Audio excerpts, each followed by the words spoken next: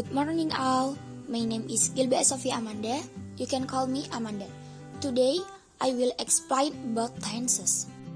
Apa sih itu tenses? Tenses adalah bentuk kata kerja dalam bahasa Inggris untuk menunjukkan waktu, bisa sekarang, masa lalu, atau masa depan.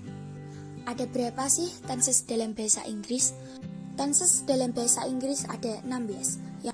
Yang pertama ada simple present tense, yang kedua present continuous tense, yang ketiga present perfect tense, yang keempat present perfect continuous tense, yang kelima simple past tense, yang keenam past continuous tense, yang ketujuh past perfect tense, yang kedelapan past perfect continuous tense, yang kesembilan simple future tense, yang kesepuluh future continuous tense, yang ke-11 future perfect tense, yang ke-12 future perfect continuous tense, yang ke-13 simple past future tense, yang ke-14 past future continuous tense, yang ke-15 past future perfect tense, dan yang terakhir past future perfect continuous tense.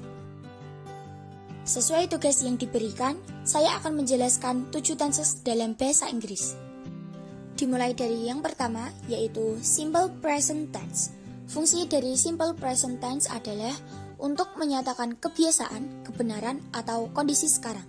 Time signalnya bisa every day, every week, always, usually, dan lain-lain. Di dalam bahasa Inggris, ada penggunaan verb. Untuk simple present, kita memakai verb when dan verb es.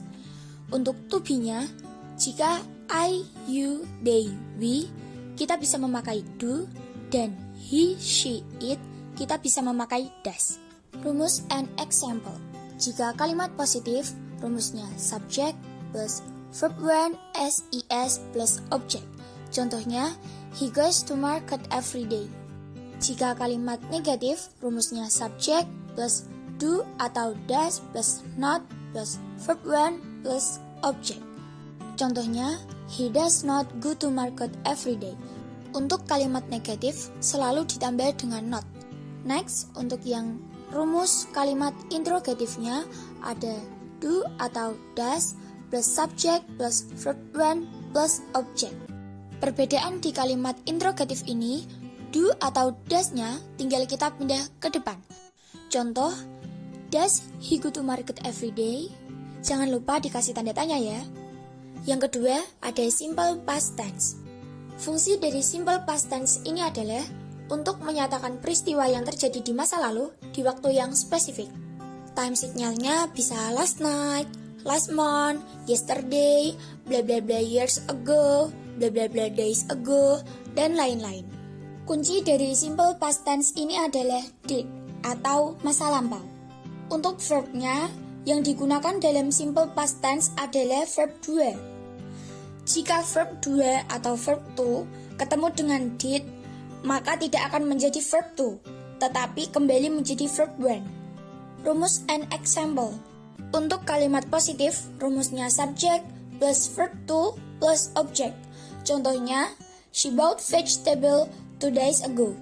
Untuk kalimat negatifnya, jangan lupa ditambah dengan not. Rumusnya subject plus did plus not plus verb when plus object. Contoh, she did not buy vegetable 2 days ago. Di sini sudah terlihat bahwa verb to menjadi verb when karena bertemu dengan did. Next, untuk yang kalimat interrogatif. Did tinggal dipindah ke depan. Rumusnya did plus subject plus verb when plus object. Contohnya, did she buy vegetable 2 days ago? Lanjut, yaitu present continuous tense. Fungsi dari present continuous tense adalah untuk menyatakan kegiatan yang sedang berlangsung saat dibicarakan. Contohnya, saya sedang menjelaskan tentang tense. Nah, itu termasuk dalam kalimat present continuous tense. Lanjut, time signalnya bisa this morning, this moment, today, now, dan lain-lain. Untuk to be-nya, jika I memakai am atau biasanya I am bacanya, untuk they, we, you memakai are, dan untuk he, she, it memakai is. Untuk verbnya, jika present continuous tense memakai verb ing. Lanjut, rumus and example. Untuk kalimat positif, rumusnya subject plus is are plus verb ing plus object. Contoh, you are studying English today. Ini memakai are karena subjeknya you. Untuk kalimat negatif, selalu ditambah dengan not. Rumusnya subject plus is are plus not plus verb ing plus object. Contoh, you are not studying English today. Rumus kalimat interrogatif yaitu is are plus subject plus verb ing plus object. Contoh, are you studying English today? Is are tinggal dipindah ke depan ya. Next yaitu past continuous tense. Fungsi dari past continuous tense adalah untuk menyatakan peristiwa yang berlangsung di masa lalu ketika ada peristiwa lain terjadi. Time signalnya bisa yesterday, last night, dan lain-lain. Untuk to be-nya, jika I, he, she, it memakai was, and jika they, we, you memakai were. Untuk verb-nya sama dengan present continuous tense, yaitu menggunakan verb ing. Rumus and example. Untuk rumus kalimat positif, yaitu subject plus was atau were plus verb ing plus object. Contoh, he was playing chess yesterday. Menggunakan was karena to be-nya he. Untuk rumus kalimat negatif yaitu subject plus was atau were plus not plus verb ing plus object. Contoh, he was not playing chess yesterday. Next, untuk rumus kalimat interrogatifnya ada was atau were plus subject plus verb ing plus object. Contoh, was he playing chess yesterday? Next yaitu ada present perfect tense. Fungsi dari present perfect tense adalah untuk menyatakan peristiwa yang berlangsung di masa lalu yang masih ada hubungannya dengan sekarang. Contohnya, sudah makan? Baru tadi. Nah, itu termasuk present perfect tense. Untuk time signalnya bisa bla bla bla minutes ago, until now, lately, dan lain-lain.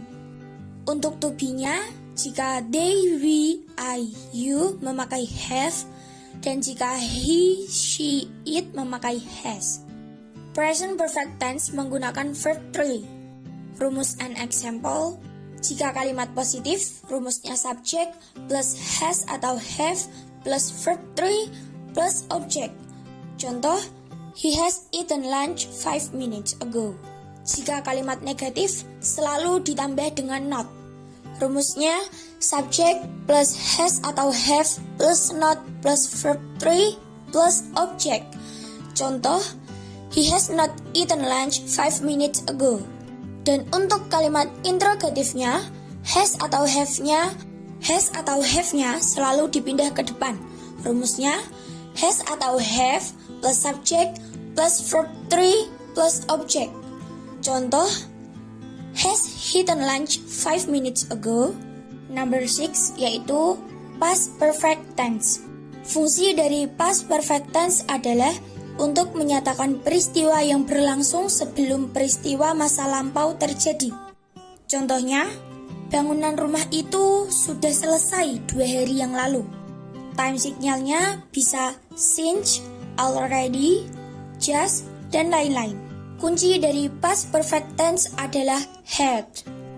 Had itu digunakan untuk semuanya, mulai dari he, she, it, I, you, they, we, itu semuanya memakai had. Past perfect tense menggunakan verb 3. Rumus and example. Jika kalimat positif, rumusnya subject plus had plus verb 3 plus object. Contohnya, he had worked on clinic for 2 years. Menurut saya, ini kalimatnya kurang pas. Jadi saya tambah dengan before he finished his doctoral degree. Atau di dalam Indonesia artinya dia bekerja di klinik selama 2 tahun sebelum dia menyelesaikan gelar doktornya. Lanjut, rumus kalimat interrogatif yaitu subject plus had plus not plus verb 3 plus object. Contoh, he had not worked on clinic for 2 years. Bla bla bla. Tinggal ngelanjutin objek selanjutnya karena sama. Next, untuk kalimat interrogatifnya ada had plus subject plus verb 3 plus object. Had tinggal dipindah ke depan, yaitu had he worked on clinic for 2 years bla bla bla. Next, last materi ada simple future tense. Fungsi dari simple future tense adalah untuk menyatakan peristiwa yang akan terjadi di masa depan. Time signalnya bisa next week, next year, next month, tomorrow, tonight, dan lain-lain. Kunci dari simple future tense ini adalah shall atau will. Bisa juga memakai going to. Artinya sama, yaitu akan, tapi shall lebih sopan daripada will. Simple future tense ini menggunakan verb one atau verb 1. Rumus and example. Jika kalimat positif, rumusnya subject plus shall atau will plus verb one plus object. Contoh, he will bring his family to Korea next week. Dalam arti, dia akan membawa keluarganya ke Korea minggu depan. Next, rumus kalimat interrogatifnya yaitu subject plus shall atau will plus not plus verb when plus object. Tinggal ditambah not. Contoh, he will not bring his family to Korea next week. Lanjut, untuk rumus kalimat interrogatif, shall atau will-nya dipindah ke depan. Shall atau will plus subject plus verb when plus object. Contoh, will he bring his family to Korea next week? Thank you for listening to my explanation. Semoga kalian paham dengan penjelasan saya tadi. Sorry, I can't speak English well. And yeah, see you.